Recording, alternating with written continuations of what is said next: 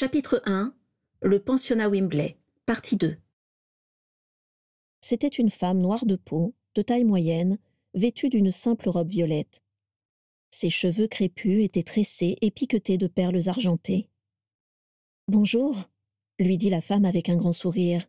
« Vous devez être Mrs. Malfoy.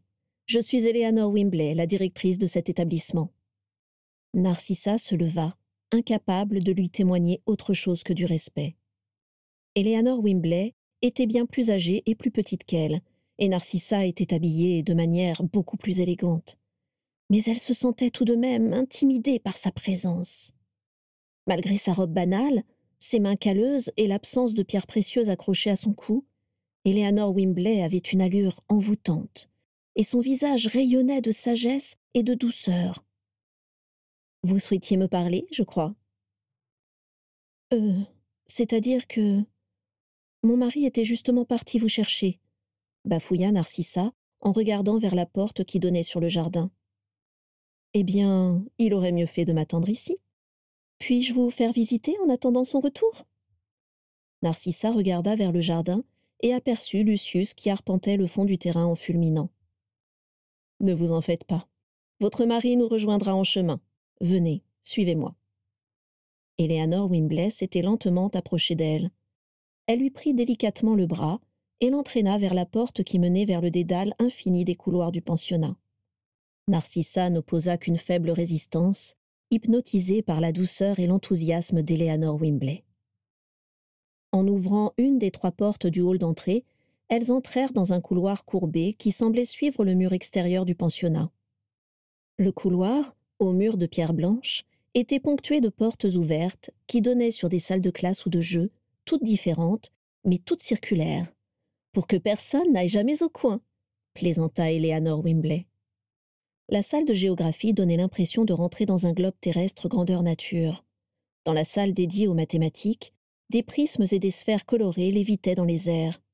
Dans celle dédiée à l'histoire, une frise chronologique d'une complexité inimaginable défilait lentement sur les murs, et en touchant une partie, on avait accès à d'innombrables photographies d'époque et aux séquences d'archives correspondantes. « Vous voyez, » disait gaiement Eleanor Wimbley, « nous ne leur apprenons pas à se servir de la magie. Ils sont beaucoup trop jeunes pour cela. Mais nous essayons de leur apprendre à contrôler leur pouvoir et à maîtriser leurs émotions, ce qui revient souvent au même à cet âge-là. Et pour cela, nous essayons de leur expliquer comment fonctionne la magie qui habite en eux, mais aussi le monde dans lequel ils vivent, et comment les sorciers et les moldus interagissent entre eux. » Narcissa songea, honteuse, qu'elle n'avait aucune connaissance de tout ce dont Eleanor Wimbley parlait. Heureusement, la directrice du pensionnat changea de sujet pour décrire à Narcissa l'organisation de son établissement. Le pensionnat était ouvert à tous les enfants qui en avaient besoin, indépendamment de la nature de leurs parents. Eleanor Wimbley insistait bien sur ce point. Elle les recueillait à la demande des familles qui étaient à bout de force, ou bien elle recevait un signalement de la part de sorciers qui avaient identifié un jeune sorcier méconnu en détresse. Dans ce dernier cas, elle menait l'enquête pour savoir s'il s'agissait réellement d'un petit sorcier, et si c'était bien le cas, elle s'autorisait à rendre visite à la famille en question, pour leur expliquer pourquoi les murs de leur maison s'étaient transformés en sucre d'orge, ou pourquoi l'aîné de la fratrie avait vu ses cheveux devenir orange après une dispute avec son petit frère, et en quoi tous ces événements désagréables étaient totalement indépendants de la volonté de leur enfant. Cette révélation menait à plusieurs types de réactions. Les parents étaient souvent soulagés de trouver une explication à tous ces incidents, mais d'autres étaient parfois horrifiés ou simplement perplexes. Eleanor Wimbley leur proposait alors son aide, soit par le biais de visites répétées à domicile, soit en hébergeant temporairement leur petit sorcier. Le choix était souvent difficile. Les parents détestaient l'idée de se séparer de leur enfant, souvent jeune, mais la situation était parfois si difficile pour tout le monde qu'on finissait par en arriver là. Évidemment, les parents pouvaient faire revenir leurs enfants auprès d'eux à n'importe quel moment, mais en dehors des vacances scolaires, cela arrivait très rarement, et les familles pouvaient venir au pensionnat autant qu'elles le souhaitaient. « Vous hébergez des parents moldus ?» s'étrangla Narcissa en apprenant cela. « Et ils voient tout ça ?» « Bien sûr. Nous les accueillons à tout moment. Ce sont de très jeunes enfants, vous l'avez bien vu. Je n'ai pas la prétention de remplacer leur famille. » Souvent, lorsqu'ils emmènent leur enfant ici pour la première fois, ils restent plusieurs jours avec eux pour la transition. Et pour les parents qui le souhaitent, c'est l'occasion de se familiariser avec les principes fondamentaux de la magie. Narcissa ouvrit de grands yeux ronds. Des moldus qui apprenaient la magie? Elle pria intérieurement pour que son père n'ait jamais vent de cette conversation.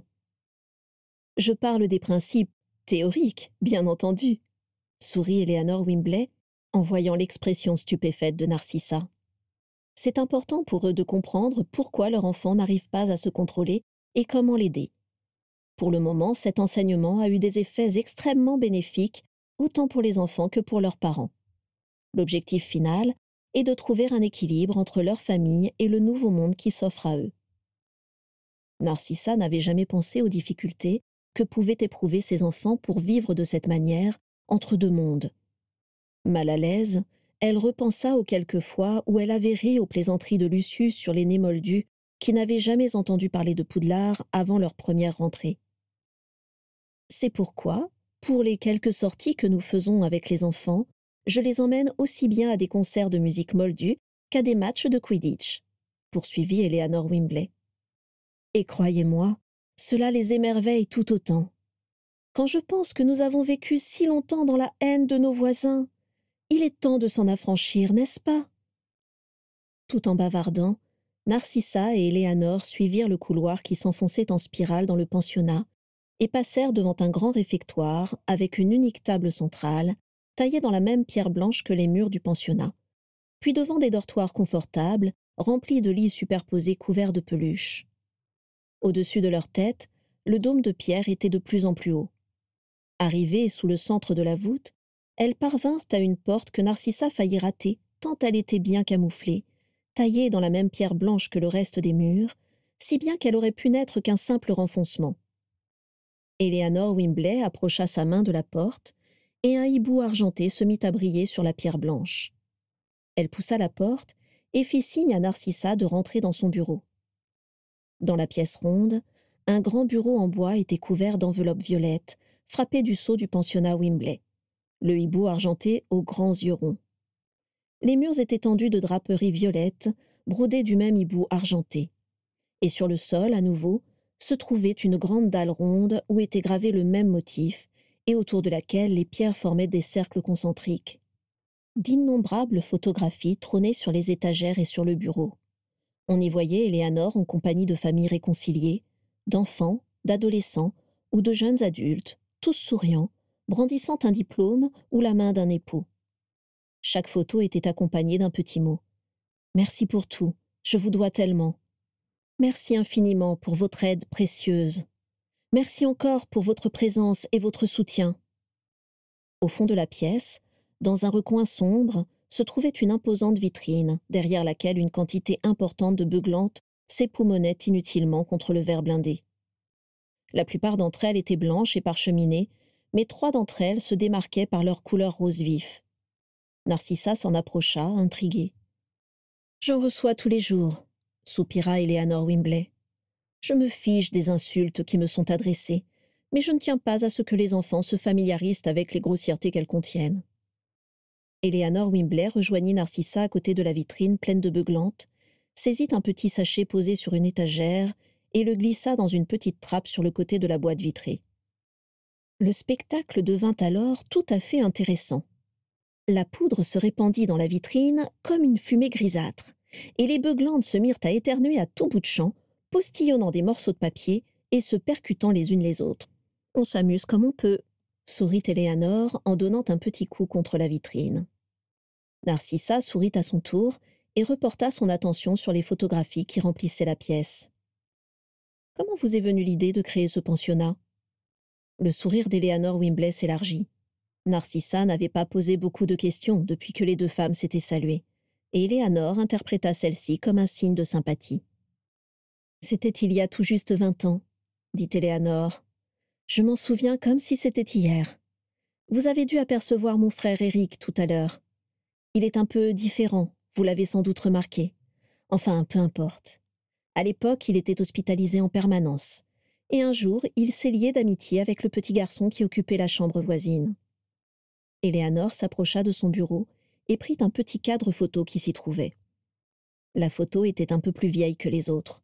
On y voyait Éléanore, plus jeune de 20 ans, à côté d'un petit garçon blond qui souriait timidement, le menton baissé. Tous les deux se tenaient devant un terrain vague, parsemé de grosses pierres blanches. Éléanore s'appuyait sur un panneau bancal où était inscrit « Pensionnat Wimbley, construction en cours ». Et le petit garçon brandissait joyeusement une pelle plus grosse que lui. « C'est lui, » dit Éléanore. « C'est un émoldu. Il vivait dans une famille nombreuse, trop à l'étroit.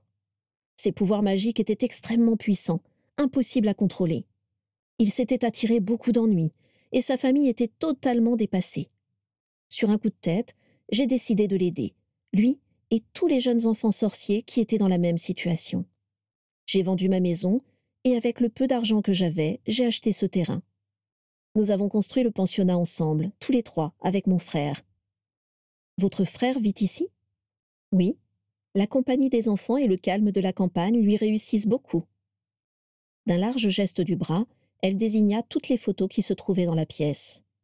Il s'est même découvert une passion pour la photo, pourvu qu'il n'y ait pas de flash, bien sûr. Narcissa reporta son attention sur la photo jaunie qu'Éléanore lui montrait et ne put s'empêcher d'être attendrie par le regard farouche et les cheveux blonds du petit garçon. Comment s'appelle-t-il ? La question parut troubler Éléanore. Elle regarda Narcissa avec le même regard étrange que William Penswick lorsqu'elle avait prononcé son prénom. « Édouard », répondit-elle finalement, avec une certaine méfiance. Narcissa hocha la tête, surprise par ce changement d'attitude. « Et qu'est-il devenu ?» Éléanore la regarda encore un peu plus intensément et ramena la photo jaunie contre elle. « Il va très bien, » répondit-elle prudemment. « Il est marié et a une petite fille. » Elle semblait craindre la réaction de Narcissa. Dans une pièce voisine, un très jeune enfant se mit à gazouiller, mais Narcissa n'y prêta aucune attention. « Eh bien, qu'y a-t-il » demanda Narcissa un peu pincée. Éléanore hésita, indécise, puis secoua la tête et retrouva toute sa sérénité. « Ce n'est rien, » dit-elle avec légèreté. « Venez, j'ai autre chose à vous montrer. » Éléanore Wimbley entraîna Narcissa près d'une armoire et en ouvrit la porte. Narcissa constata que celle-ci était remplie par une quantité incroyable de médailles. Il y a des médailles de l'honnêteté, de l'enthousiasme, de la persévérance, dit Éléanore. J'en distribue généreusement. Narcissa se sentait de plus en plus mal à l'aise. Elle regarda vers la porte et pensa que Lucius devait être en train de les chercher. Si vous étiez un de ses enfants, je vous aurais sans doute donné celle-ci, dit Éléanore Wimbley. Narcissa se retourna. Éléanore lui tendait une médaille brillante. Elle la saisit entre ses doigts et effleura par inadvertance la peau noire d'Éléanore Wimbley, qui était chaude et rassurante. Elle examina la médaille de plus près et y lut le mot « courage ». Troublée, elle fronça les sourcils pour manifester son incompréhension. « J'ai appris ce qui est arrivé à votre mère, » dit calmement Éléanore Wimbley. « Ce doit être très dur pour vous. Il paraît que c'était une femme d'une douceur et d'une gentillesse exceptionnelles. » Narcissa eut soudain très chaud, et ses mains se mirent à trembler autour de la médaille argentée. Elle fut frappée par la bienveillance et la sincérité de ces mots. Excepté peut-être Lucius et Daisy, tous ceux qui lui avaient exprimé leur soutien l'avaient fait en employant des formules toutes préparées, en se dandinant d'un pied sur l'autre avec un air embarrassé. Mais surtout, dans la peine qu'ils avaient exprimée, ces hypocrites n'avaient jamais parlé que de l'inoubliable beauté de Druella Black, comme si c'était la seule qualité qu'ils regrettaient d'elle. Comme si la mère de Narcissa n'en possédait aucune autre et avait perdu toute valeur à leurs yeux lorsque la maladie avait altéré la finesse de ses traits. De nombreuses fois, face à ces fausses démonstrations de sollicitude, Narcissa avait ravalé des réparties cinglantes et s'était contentée de sourire docilement en marmonnant de vagues remerciements. « Et puis, » ajouta Éléanore Wimbley avec malice, « vous méritez cette médaille rien que pour habiter sous le même toit qu'Abraxas Malfoy. Avant l'apparition de Voldemort, c'était sans aucun doute la personne que les sorciers craignaient le plus. Vous saviez que certains parents menaçaient leurs enfants de les envoyer chez les Malfoy s'ils ne finissaient pas leur assiette de légumes ? Éléanore Wimbley rit avec légèreté, et Narcissa l'imita timidement. « Je ne vois pas ce qu'il y a de drôle là-dedans, » dit une voix traînante derrière elle. Lucius avait fini par les retrouver, et même s'il affichait un calme apparent, Narcissa devinait au léger tremblement de sa voix qu'il était absolument furieux d'avoir été obligé de leur courir après pendant qu'elle devisait gaiement. « Ah, vous voilà enfin, Mr. Malfoy. Nous vous attendions en faisant une petite visite du pensionnat. »« Oui, c'est ce que j'ai constaté, » dit Lucius en rentrant dans la pièce, faisant claquer ses talons sur le sol.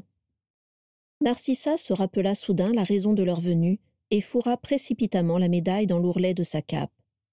Elle sentait le regard furieux de Lucius l'interpeller. Quant à Éléanore Wimbley, elle continuait de sourire sereinement. « Vous disiez tout à l'heure que vous vouliez me parler, Mr. Malfoy. »« Absolument. Figurez-vous que je ne suis pas venue pour faire une petite visite, mais pour une affaire de la plus haute importance. » « C'est donc cela. Après les lettres, disons, quelque peu désobligeantes que j'ai reçues de votre père, je crois savoir de quoi il s'agit. » Lucius lui tendit une lettre du ministère. « Voilà une convocation pour une audience. L'enquête est mal engagée pour vous, Mrs. Wimbley. Le témoignage de l'inspecteur vous condamne. » Éléanore prit le parchemin que Lucius lui tendait, le déplia délicatement et le parcourut d'un œil amusé. « Comment se fait-il que le ministère ait envoyé quelqu'un d'aussi important que vous pour me faire parvenir une simple lettre?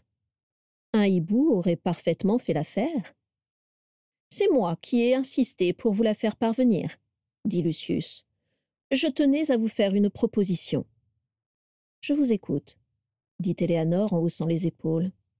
Lucius fit quelques pas dans le bureau, examina avec mépris les nombreuses photos qui y étaient exposées et s'assit dans un gros fauteuil de cuir sans y avoir été invité.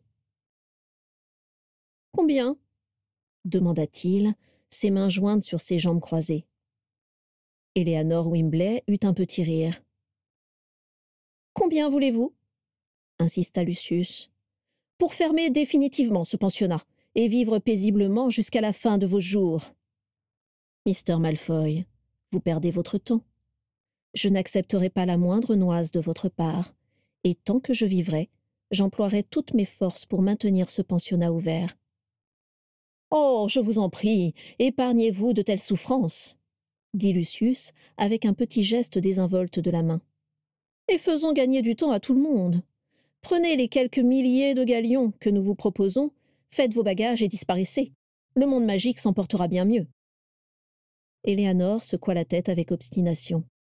« Je crois au bon sens du ministère, dit-elle, et votre proposition m'y encourage. Si vous étiez tout à fait certain de l'issue défavorable de cette enquête, vous ne seriez pas ici. Je me trompe ?» Lucius émit un claquement de langue agacé. « Mrs. Wimbley, s'il vous plaît, éclairez-moi sur vos motivations. Partir à la pêche aux petits sangs de bourbe pour les propulser dans notre monde si bien gardé? Héberger des moldus dans un établissement magique? Leur expliquer le fonctionnement de notre société? En voulez-vous à ce point aux sorciers pour persister ainsi à vouloir les faire tomber en disgrâce ?» Les yeux noirs d'Éléanore Wimbley brillèrent un peu plus intensément. « Je vous retourne la question concernant vos motivations, Mr. Malfoy. Vous qui venez de vous marier, et qui avez manifestement plus d'argent que quiconque, quel intérêt trouvez-vous à gâcher une journée de soleil comme celle-ci pour faire fermer un établissement d'une importance totalement surestimée et qui se contente de mettre à l'abri une vingtaine d'enfants dont vous ne connaissez ni le nom ni l'histoire ?» Narcissa baissa les yeux, car elle était en partie d'accord avec Éléanore Wimbley. Tout cela était si assommant.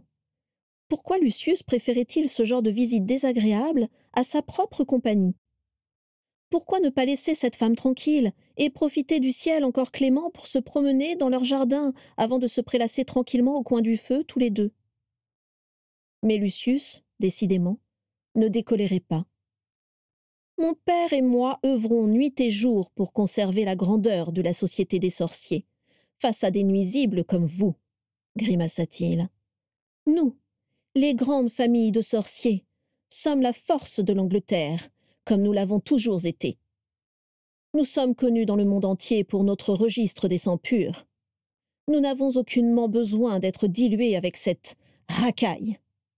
Que chacun reste dans son monde, et les hippogriffes seront bien gardés. » Eleanor Wimbley le toisa froidement, puis se détourna et entreprit de ranger son bureau en désordre.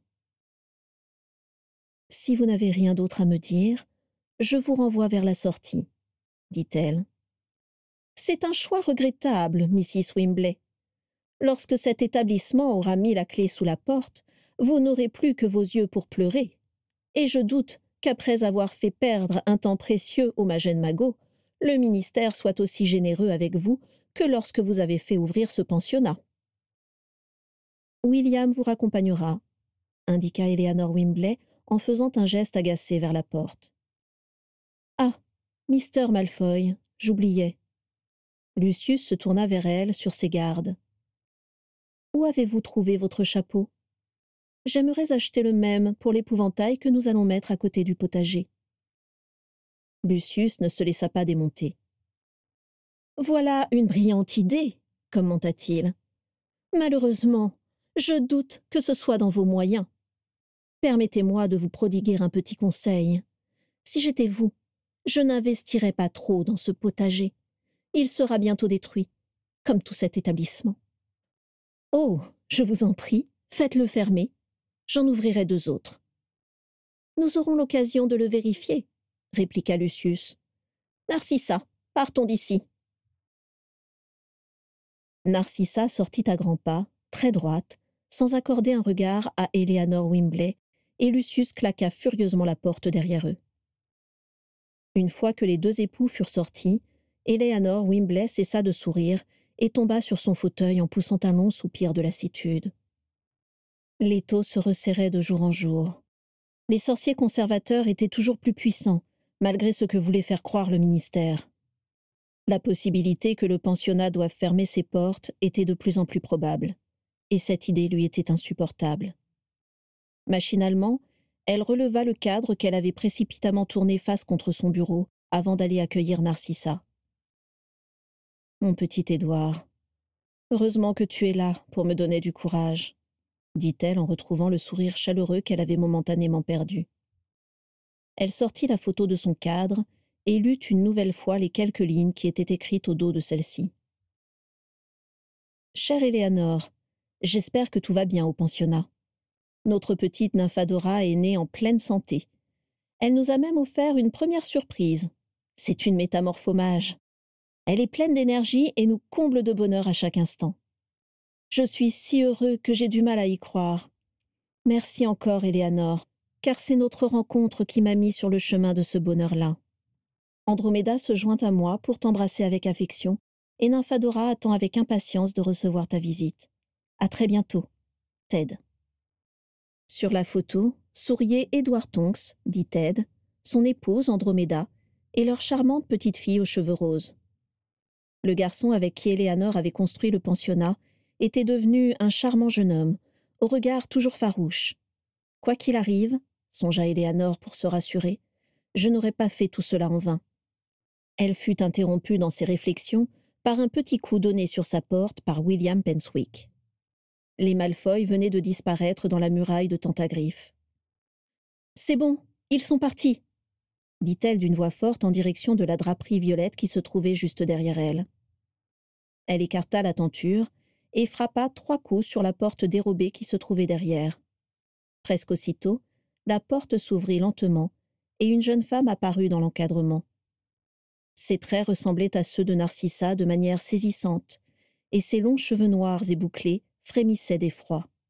« Ma pauvre Sissi !» gémit Androméda. « Éléanor, il faut faire quelque chose. Lucius est un monstre !»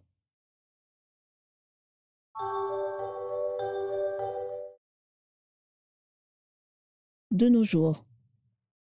« Bonjour, Drago. Je vais commencer par te présenter mes excuses pour avoir tant tardé à te répondre. Malheureusement, me replonger dans tous ces vieux souvenirs a été bien plus douloureux que prévu.